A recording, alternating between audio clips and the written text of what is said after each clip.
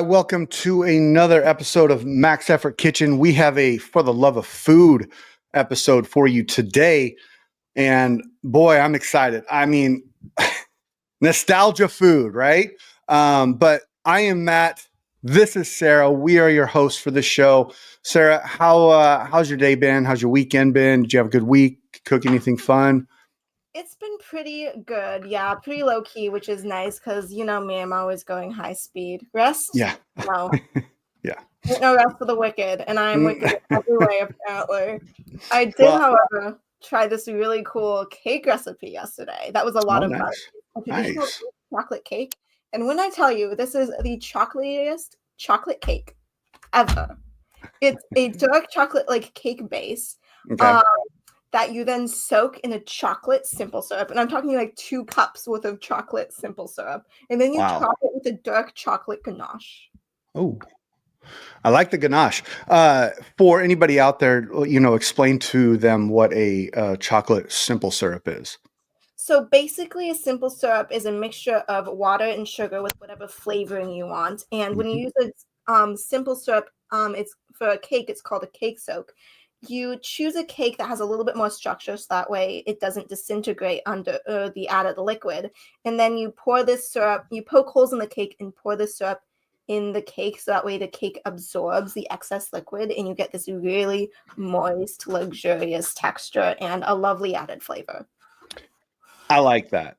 That reminds me of a nostalgia food that I'm going to write down that used to happen back in the day. So that's awesome. And I saw you posted that on your Instagram. I saw the picture. Very well done on the picture, by the way. So it turned out exactly how you wanted, right? It did. It was really, really nice. I did play around with it a little bit with the flavor profiles. I tried to resist. I really wanted to keep it completely traditional. Mm-hmm. And me. Yeah, I mean, it either works or it doesn't, but you got to try it, right? You got to try it, yeah. You got to try it. Yeah, that's a fun one. So last weekend, I experimented a little bit, and I've been seeing all these recipes with baking with cottage cheese. Have you ever done this before? I don't think I've baked with cottage cheese, but I have done quite a few fun cottage cheese-based recipes. I love cottage cheese. My friends hate it. So sometimes I think I love it just to mess with them. I think you either love it or hate it. I don't know if there's any in between on cottage cheese. I will be honest, when I was a kid, I hated it. As I became an adult, I started to love it. And it kind of leads into nostalgia food. But the whole basis around what I was doing with it was making a high protein, impacted bagel. And, traditionally speaking, the way I know how to make bagels is you make the dough, it's yeast dough, and you let it rise and you create your bagel and then you boil it. And then you take it out of that and you put it in a really hot oven. And what that does by boiling it first is it creates that hard outer shell skin that bagels have and keeps it nice and fluffy on the inside. Well, this was just a straight bake. So it was 3 ingredients. It was flour, baking powder, and cream cheese. Or no, I'm sorry, not cream cheese, cottage cheese. And to me, I'm like, this just absolutely doesn't make sense to me. So I'm going to try it. But like on a scientific level, but I've been seeing those recipes around and I am intrigued. Yeah, so I tried it. And I will say the texture is not bagel-like. It was like the in-between of a scone and a drop biscuit. It was still light. And I have the ultimate analogy, but I'll say that after I talk about it a little bit. But it was I did 3 everything bagels and I did 3 jalapeno and cheese bagels. The flavor was great.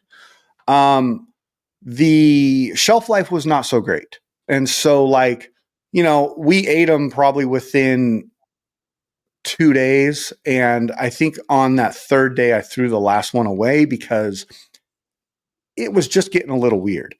And that's the one thing I'm actually really intrigued about why it doesn't have a shelf life, and maybe it has something to do with the cheese curds in there. But Overall, the way I like to explain it was you have a double stuffed Oreo and you have a thin Oreo. These bagels were the thin Oreo to the double stuffed Oreo. And so they were Oh, super thin. They toasted up nice. It was crispy, crunchy, but they didn't have much volume to them.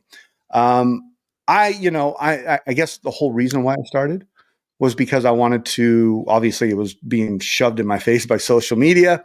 But also I wanted to see how I could get more protein into my kids' diet. And that's really what I was going after. But it didn't work. So you experiment, right?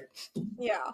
It's all about experimenting and trying the weird things to see if it works out. I eat weird food all the time. And people will just like, I thought you were supposed to be a culinarian. Why are you like making these random combos?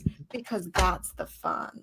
Well, I like that you brought that up because I've brought that up. I have a friend that is a good friend, and we also work together.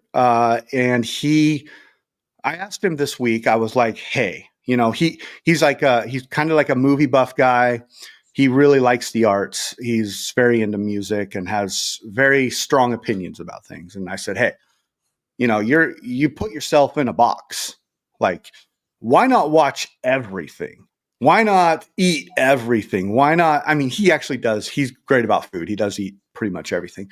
But why not listen to all the music and then formulate an opinion? Because there's too many times where he'll be like, I'm not going to listen to that. And I'm like, but it's music. Somebody made it. Somebody put some sort of effort into creating what I like to call the arts. And so like being versatile, like knowing the horrible and knowing the amazing and everything in between. And I kind of equate that to what you just said. Try all the foods. Doesn't matter if you like it or not. Just try it, because then you can base your opinion. Then you have a ground, like a solid ground to stand on. Like, for instance, kimchi. Not a Yeah. big fan of kimchi. And I've tried it probably 5 or 6 times, and I would try it again if somebody said, "You know what? I think I can make you like kimchi." But I can still say that I don't. It's not my acquired taste, and that's okay. And I know what it is. It's not necessarily the taste. It's more of the texture for me.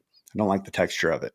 Now, I've heard, and I think you've told me about this too, that there is a kimchi fried rice out there. Oh yes. And I Love him. hear that's fantastic. So Yeah. that might be my next attempt at it. I But definitely would recommend that because it does dilute like the fishiness and like because kimchi has a very distinct flavor. It does dilute that quite a bit and it makes like a very well-rounded palette of a dish. mhm. One of our first shows was about kimchi. You Yes, that remember? was I loved that show. That was so I, much. yeah, that was a lot of fun. And if you're listening and you haven't listened to that show, go back in the queue. And I mean, we have a lot of shows out there, so go check that out. Archives, dig deep into Yeah. I think the Max Effort Kitchen network has probably, something you and I have talked about, and something I've been really, really starting to formulate into what this is we are a network of everything based around food. And Yeah. so like we have our show, which is the For the Love of Food, and that's all about the arts, right? It's all about the emotions with food and the artful flavors and the scientists behind it and the history and the culture and blah, all that stuff. The stuff that really, really sits in the heart when it comes to food. And then I have a nutritionist that I work with. We do one show a month, and that's primarily because of scheduling. Yeah. And then I have the athletic one where we're talking about athletics and we're talking about food and it's colliding and it's a fun thing. But we're going to be adding some more shows. So that go back into the archive of Max Effort Kitchen. Definitely check that out. This show is I love this show because I don't have like I think I was telling you this in the beginning. I don't have to like sit there and like do a ton of research. I do write down notes so I don't forget. But Man, there's just something about this show that really comes from the heart and the emotion. I love it. It's just we look at every single way humanity intertwines with food, and it's just so cool how many lens you Yeah, can see of the way we absorb the knowledge and interact with food. And yeah, that's what I love about this show. It's so much about humanity. correct. Yes. And that's something that I think is important, and it comes at a value. It always does, but like I'll say the catchy thing, it comes at a value at a time like this. You know, we are in weird times, and that's all there is to it. But Yeah. um, okay, so let's talk about one of those lenses: nostalgia food. You kind of approached me with this one, and this was really your idea. And then I was like, oh, I love it. I can talk about nostalgia food all day, every day. But I want you to really like kick it off with kind of the this understanding, the science, the reason why there's this stuff, this nostalgia, this feeling, this emotion that's invoked. Go for it. Okay, let it begin. You know me and all of my research and my Yes. my Yes, many, we do. many, many, many notes. But I guess I'll start by defining what nostalgia is. Nostalgia is considered the sentimental longing or wistful affection for the past. Now, as that relates to food, we actually haven't done too much research regarding it. I did, Hmm. however, find an Australian study that looked at the correlation between nostalgia, food, and mood. And that's what I based a lot of my findings for this episode off of. And Okay. it's really, really interesting. Now, the two main things that this study found is that food nostalgia both promotes identity continuity, the continuing and cultivation of one's identity and sense of self, by rooting our emotions and grounding us in who we were in the past. It also fosters social connection because of how intrinsically intertwined like food is with like connection and social experience and all that good stuff. Um, Now, this has a lot of implications, especially regards to food centering our emotions and sense of self, because it has the potential to bolster mood and be utilized to improve quality of life, which I find really, really cool. The study in particular asked participants to explore the relationships they have with these important foods of their past, and they found that they could use food that were linked to times in their past to influence and manipulate their present mood. One, So I'm going to stop you there real quick, and the reason why is because I want to jump just a little bit back and say and ask you a question about that.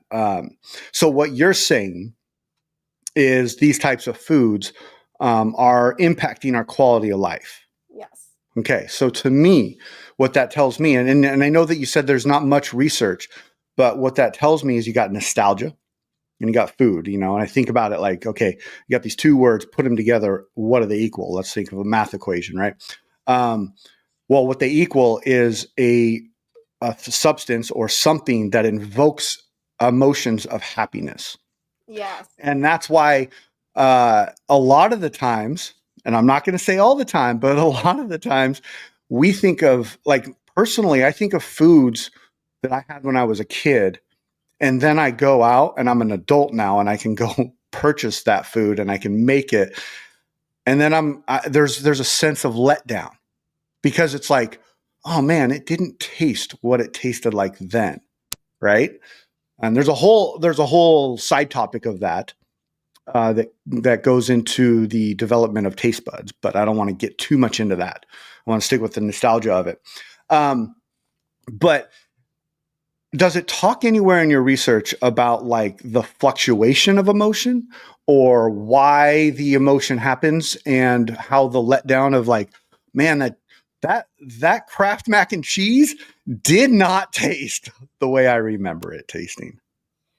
so there actually hasn't been too much like exploration of the exact science behind like the brain chemistry in regards to emotions. We know that because food invokes all the senses, it creates particularly vivid emotions of nostalgia and memory. And it like activates multiple different regions in the brain, especially memory and the reward system. But you are correct. There is a fluctuation between feelings of sadness and happiness when it comes to nostalgia foods because of like that letdown, that yearning for the past, something you can never have. And the research that I found didn't really talk about the downsides of, the downsides of emotions with nostalgia. It was mostly centered around the applicability of bolstering happy moods and the applicability of connecting to our past self. But, so I'm not really sure how to expand on that regard, but it really does. Like, for example, I love maple burrs. Well, I used to love maple burrs. They're like so rooted in my childhood. I Yeah. can't eat a maple burr anymore. They're too sugary and too doughy for me. They're just Hmm. not well rounded. And I try to eat a maple burr because I just have the fondest, most loving memories of maple burrs. I can't get through it. Like, I'll start crying. Like, Yeah. no.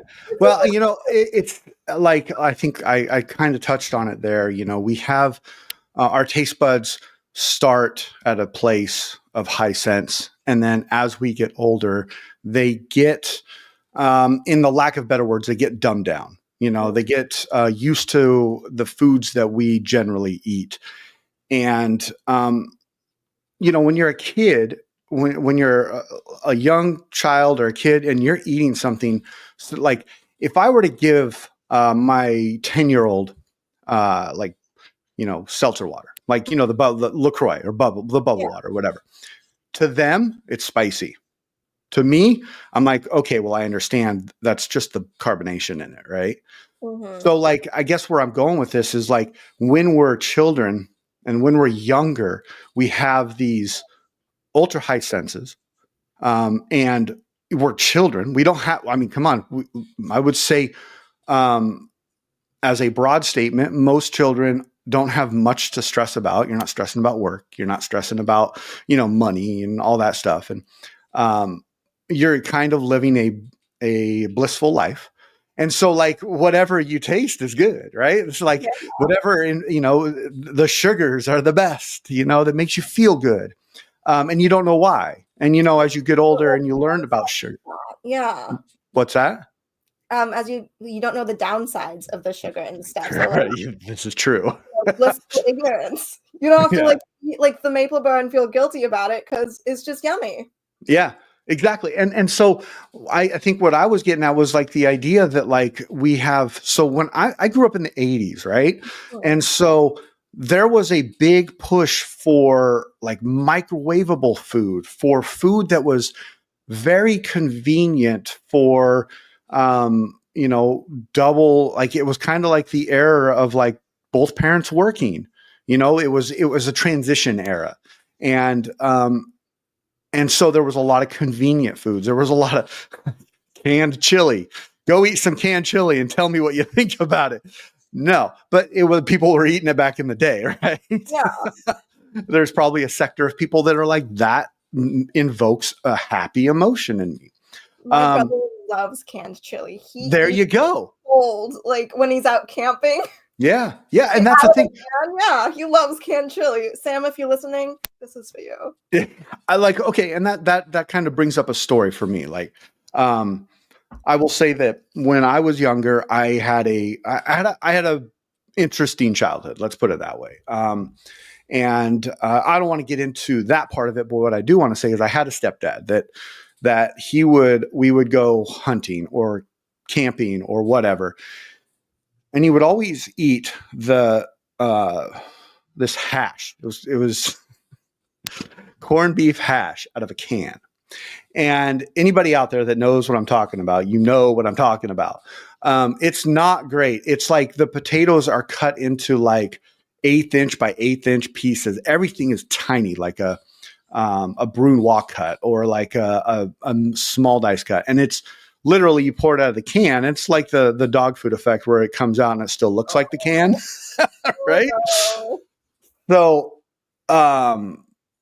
we would go camping and he would cook that in the can and then we would eat it at breakfast. And there's not one part of me that thinks that it's a health food, but for some reason, it invokes that memory of that right there. Corn dogs. Oh, I love corn dogs. Corn dogs. Only reason I love corn dogs is because we used to go to the state fair every year and I'd get a corn dog. And so now corn dogs make me very happy. For me, it's just rooted as far back as I remember. When Yeah. I'd go to McMinimans, I'd get, as a toddler, I would get their plate of mini corn dogs, and that was my favorite thing off the menu. Mhm. I will never stop loving corn dogs. Those are called Scooby snacks, right? Yes, Yes. they are. They are. Love I me some love those things. Yeah. I have a bad story. I'm not going to tell the bad story, but it stopped me from eating those for a little bit. Anyways, No. okay, so let's dive back in a little bit more into your notes and the science. We talked about emotion. We talked about what it does, why it does it. Now, what else? What other fun facts do you have with what you found? So when we think, this is something that was relating to what we're talking about with like childhood memories in particular. I mean, comfort food and nostalgia food definitely cross over to a large degree. And when we think of comfort food, usually there's feelings of nostalgia at play. And what a lot of research found was that comfort food evokes memories from your childhood of being loved for, nurtured, and cared for by others, a very safe feeling. So often when we consume these foods, we have that same feeling of safety and connection, that like everything is going to be okay. It's very comforting because of how rooted in that it really is. So you're saying we feel that now. Yes. Interesting. I definitely did not feel safe with my stepdad. So, again, not funny, but funny, not funny. Okay. So you're saying that like it gives you a feeling of safe. It gives you a feeling of comfort. And I do feel that. Now, there's something that I do as an adult where I take the stuff like mac and cheese and I start developing my own mac and cheese.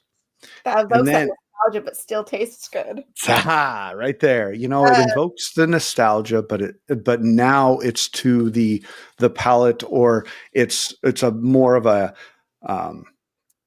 not processed food, I guess you could say, right? Not Trader Joe's, but Whole Foods used to have. They stopped carrying them, and I've been in such a depressive state for years since. But they had these vegan maple donuts, and they were this amazing cake base, like so good with the maple frosting, and they evoked that nostalgia, but they were so tasty. I loved them. If you're listening, some Whole Foods exec, bring them back. I will buy all of them. You don't need to worry about it. You don't need to worry about it. It's done. It's done. Love it. Love it. Yeah. It's sentimental food. And it's exactly what you said. It's sentimental food. It's food that invokes an emotion. So let me ask you, okay, so first thing that comes to mind when I say maple bar. The zoo, outdoors. The zoo. Just like, yeah. Love it. I don't know, just like those connected memories. One of my strongest memories was going to the zoo, and it was just me, my dad, and my brother. My sister wasn't born at the time, and we were all hanging out, and my mom meets up with us, except she brought a box of maple bars, and we're sitting in the trunk of our car eating maple bars at the zoo. See, and okay, so you take a memory like that. Mm-hmm. And you look at it and you say, how the heck does maple bars remind you of the zoo? Same thing what I was saying. Corn dogs remind me of the state fair. Mm-hmm. I don't go to the state fair anymore, but I do eat corn dogs, and it's a way to transport. And we talk about this a lot on this show about how food transports you, or the experience that food causes. And this is why we seek out different types of cuisine or different types of food, is because it transports you into a spot. I was just telling Sarah about a show I was watching. I didn't live back in 1921, but watching this show invoked an emotion that made me feel almost childlike. And food does this to me all the time. And there's one main memory that I have that will probably always stick to me. And the reason why I have this memory is because it's my first memory of food. I don't eat these things that often, but when I do, I'm very particular about it.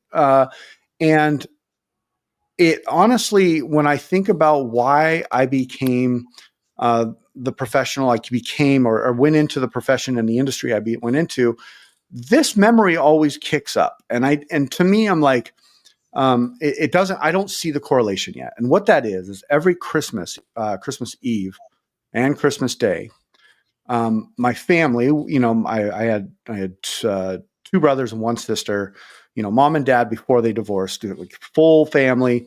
We would make gnocchis as a family, homemade. We're doing the potato and the flour, and everybody has their station. They're rolling out the snakes, and mom's going through and cutting it, and she's making her 24-hour, pasta sauce, and my dad's making the meatballs. And it's kind of like, I take that memory and I step back and I look at it and I'm like, well, it's kind of like a restaurant. Everybody has their responsibilities. Everybody had their stations. Everybody had to do just one thing. Like my thing was I rolled out the dough. I made the snakes with the dough. My brother went through and cut. My sister was helping my mom. My dad was making meatballs. And so there was like, everybody was, working their own stations, but harmoniously we were creating this really beautiful dish that meant something to us, and we ate it on Christmas. That was our Christmas dinner, and everybody loved it, and we talked about it. And so like that memory right there. So gnocchis is something that I recently have tried pre-made, and I will never do it again. But they're not the same. It's not the same. It's a food to me that is so meaningful that I would rather take all day to make it. I'd rather make the effort to invoke that emotion again, because that's something I want to be able to pass on to my children. And so like, Maddie and I, for a while, we were doing like fresh pasta raviolis. Mm-hmm. And they were always butternut squash raviolis. It was like the really easy thing to do. And she would help me make the dough and all that stuff. Well, she's a teenager now and doesn't really have the, let's say, mental fortitude to stay with me. So she gets distracted, and that's okay. I get it. But there's, I think I try too hard to create nostalgia food for my children. But as for me, I think that story is the pinnacle of nostalgia food for me. That is such a beautiful story, and it just really showcases the way food is connected with us and like what it means to us as humans. I mean, it's part of our experience and conscience in life. Food is more than just energy and nourishment. I mean, it's absolutely like I get lost for words just thinking about it, just trying to articulate it. Like I can't even describe like what I feel, Yeah, I do know what you're saying. And because it is a hard thing to describe. Mm-hmm. You don't, maybe someone wants to cry. Maybe someone is really happy. Maybe I don't know. I can't say sushi is a nostalgia thing, but sushi is a memory of something that my dad and I would do. Before he passed, like once a month, we would go get sushi. And now when I go get sushi, I think about those times and the happy parts of those times, and that makes me happy. The one thing that you reminded me of the simple syrup is my mom used to make for my birthday. She used to make Jell-O cake. You know what Jell-O cake is? Yeah. It's basically pouring simple syrup in a cake that's already been baked, right? But it's Jell-O. Yeah. You make the green Jell-O, and you bake the cake, you poke the holes, and then you pour the Jell-O in there, it soaks into the cake, you put a whipped cream topping on it, you put it in the fridge. I used to I used to get up like in the middle of the night and sneak this cake. Like it was like my devious kind of move, but like as a child, right? And to me, I'm like, I kind of love that cake, even though there ain't nothing healthy about it. You know what I mean? Those are the best kind of foods, though, where the memories speak for it, you know? Yeah. Like, because at that point, it's the memories and it becomes more than just the flavors. Yeah. When I you were agree. talking about the gnocchi experience and trying to make gnocchi for your kids to pass on those memories, it did remind me of something I have in my notes. And it's the fact that these nostalgia foods can be passed on with stories through generations, which has beautiful implications about like this connection with our ancestors. The fact that some of these foods might be a concrete experience that we have had back for generations, those same stories, those same feelings of love and nurturement. I mean, it's beyond like when you think about the connection. Yeah. Yeah, I agree. And wow, that's really well said. The word nourishment, I like that because that says a lot about like where, not where you are at as an adult, but like, well, why does this food invoke this happy emotion? Well, okay, it's taste, smell, sight, texture, sound, but on a little bit of a deeper level, maybe it was the time in your life where you felt loved. It was a time in your life where you felt nourished, or you wanted to be, maybe it was like a time of life where you had a specific friends, or you were around people that just made you happy. We can, and the beautiful thing about food is we can always recreate those things, and we can recreate those memories and all that. What's that? It's just little pockets of experience. Yeah, it really is. And Really is. So where else are we going with this as far as the science side of it? Do you have more of it on that? well, that about sums up all the research I had. But you do Awesome. know me, and you do know that I like to go a little bit extra sometimes, As you should. some of the time. I So like I decided to test the theories I'd been reading about with food intertwining with our sense of self, the memories, the connection, the safety it creates. So Mhm. I created a 6-question survey and I put it out on my Instagram, and I Awesome. got a few responses back. Actually, six on six. Oh, Um, cool. regarding what nostalgia foods people hold and what they mean to them in the Okay. past and modern life. Now, for Awesome. the first question, just like asking them what the nostalgia foods were, we have a vast array of answers, obviously, because Mhm. everybody has different experiences and memories with Mhm. food. But the next 2 questions where I asked what kind of memories and emotions do you associate with this food have considerable overlap, because what I got back was people saying that these foods made them both feel happy and reminisceful and connected, but they also make them feel safe. They remind them of their family and being nurtured and cared for. And this was basically said by every single participant. Wow. Well, Yeah. that speaks for itself right there, and it's in that like exactly to the T. Equates to what you said on the scientific side of things. Mm-hmm. So you got the real human research and the scientific research that we can go online, and they exactly correlated. That is really neat. It's so cool. I loved being able to see just exactly the way these foods and emotions like help continue to play a supporting role in people's lives, like Yeah. people that I may know, people I interact with. It's just such a beautiful thing. It What just were some? What was Okay, so you asked the emotions and the memories. What was the other question you asked? So let's see. I have them all in my other notebook because you can't have just one. No, The of course next not. question I asked was, how does this food play a role in your present life?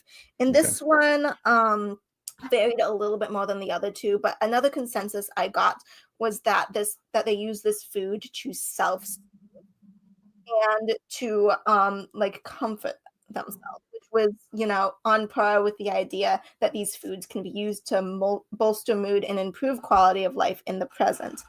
The next one was, is food part of your identity? Because part of the research I didn't touch on as much is the fact that food can, in nostalgia, can be entwined with our identity. Now, this one got very mixed answers, and it might have just been on me for not stating the question clear enough. Some people said yes, some people said not really.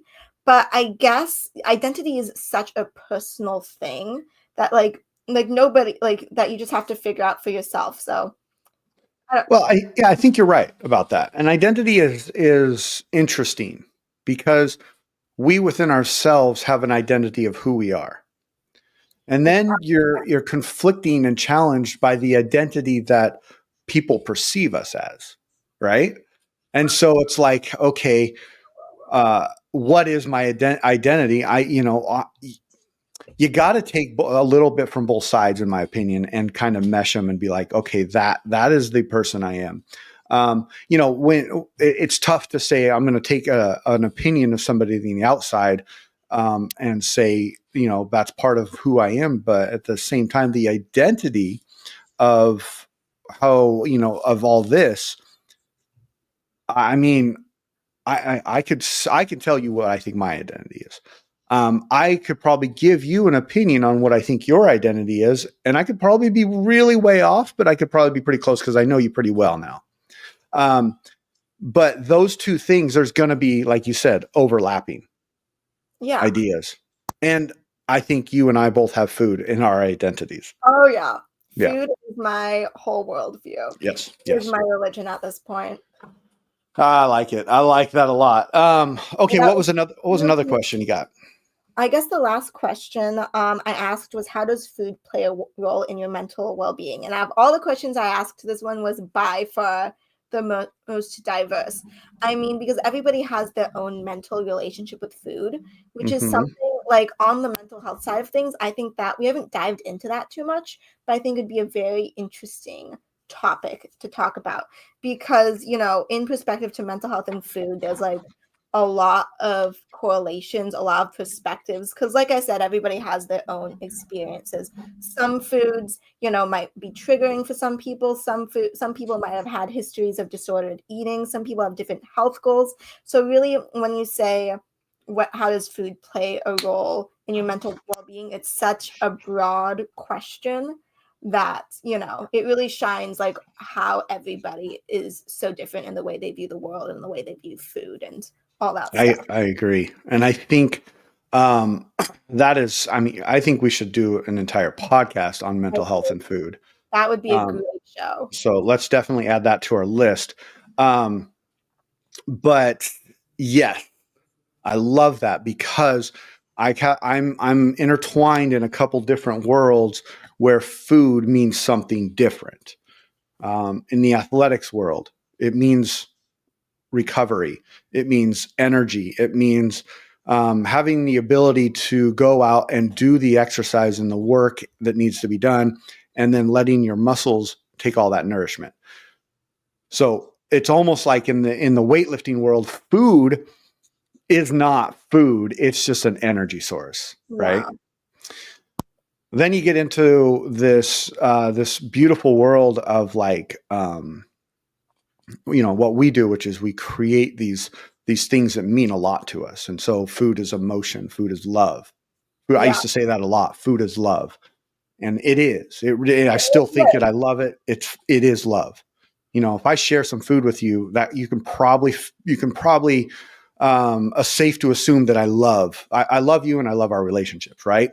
And so that's the thing about that. Now, on the other side of where I'm intertwined, food is money. I work in the restaurant industry. We're always talking about food cost. We're always talking about how can we do things efficiently? How can we serve people? And so I guess the skeleton of the industry in food is about how can we make some great food, but make a lot of money doing it.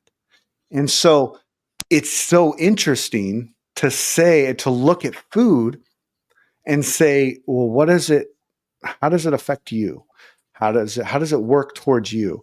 What do you use food for? And I've always had this opinion.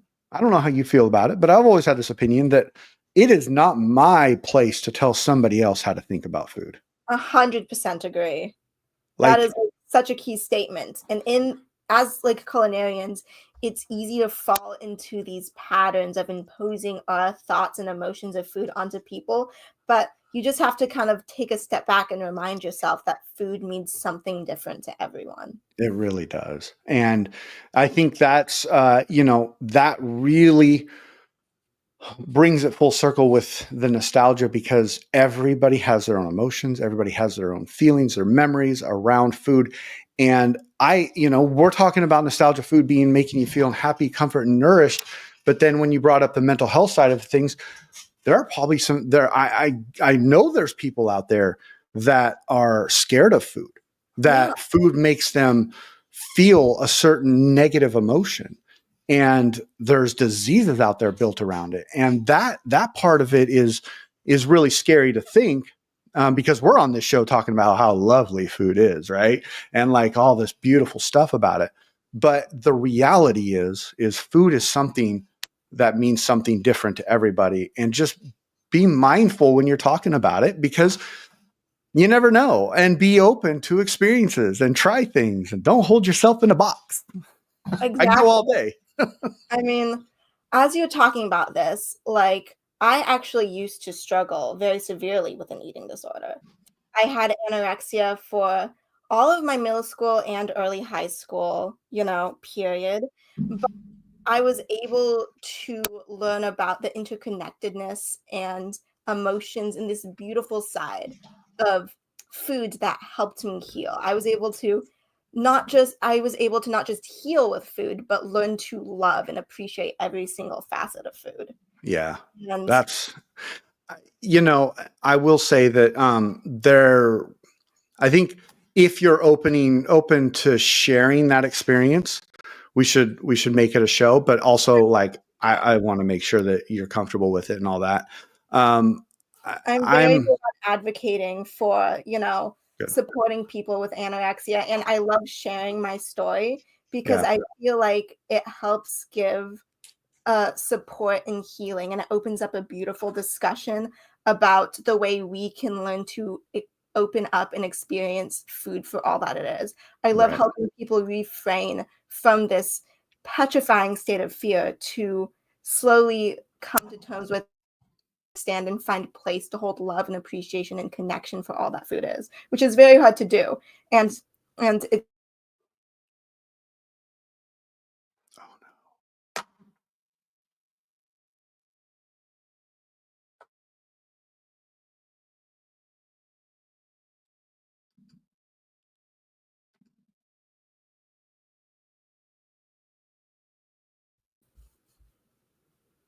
Are you there? I am here. Can you hear me okay? Yeah. It completely froze for a second there. I'm so sorry about that. I mean, you were going down such a beautiful path. But it's okay, it Yeah. happens. It still got recorded on my side, so just know that. I'm gonna have to go back and listen to it. But And that's Sarah's rant for today. yeah, I just want to say, what a beautiful podcast episode. I had so much fun with this. We were able to touch on so many facets of the soul. I agree. This has been a really good one, and not only did it spark a lot of feelings of happiness and love, but I also feel like it sparked some ideas for new shows. It really did. I'm motivated right now. Yeah, me too. So everybody, thank you for listening. Sarah, as always, thank you for being here. Thank you for sharing your love for this. I couldn't do it without you. So everybody, go out there, get on our Instagrams, check our stuff out. We're going to be posting when we're going live a lot more often now. Sarah's doing stuff like the survey, so get on her stuff and interact with that. We'll talk about it. We'll have some fun over on my end. Exactly. And then if you do come on the show, make sure you comment, because we have a whole comment board that we will talk about you if you do comment. So come on the show and watch us live. But otherwise, if you can't, we're on every other podcast platform you can think of. Sarah, you got anything else? That's pretty much everything. Thanks for watching, guys, and letting me go on one of my crazy rants. It's what living's for, you know. I love it. I love it. That's great. Okay, everybody, have a great weekend. Enjoy the not sunshine, but if you're out in Oregon, enjoy the weather. Whatever. Have fun. Go cook something nice, and adios.